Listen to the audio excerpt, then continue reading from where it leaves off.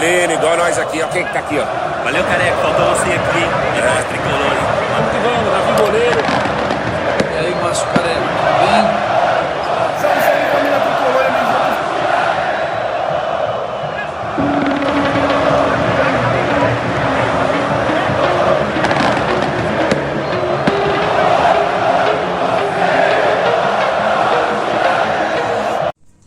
Salve, salve, família tricolor e amigos de outros clubes. Aqui quem fala é o Careca Tricoloco. Fala, velhinho.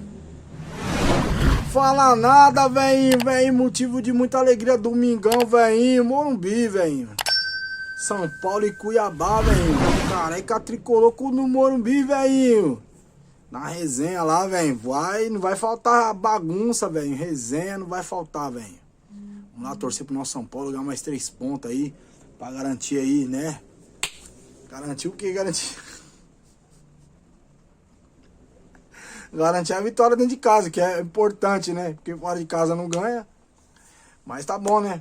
Vamos falar da nossa coleção que tá só aumentando. E o seguidor tá aumentando também, velhinho. Falta 9, velhinho. Vem no Morumbi, 9.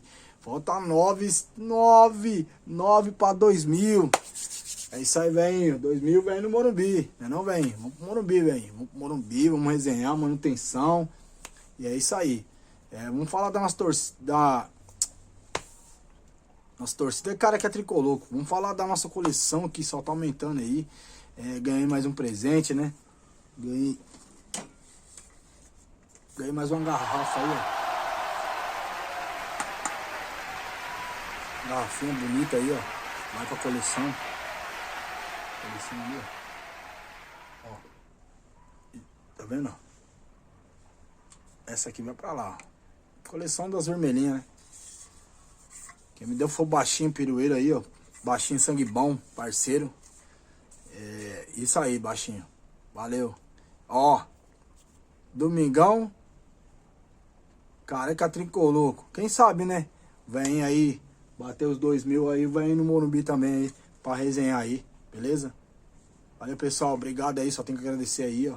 Fica com Deus aí. E muito obrigado, hein? Jesus ama vocês também. Não esquece, hein? Beleza? Fui.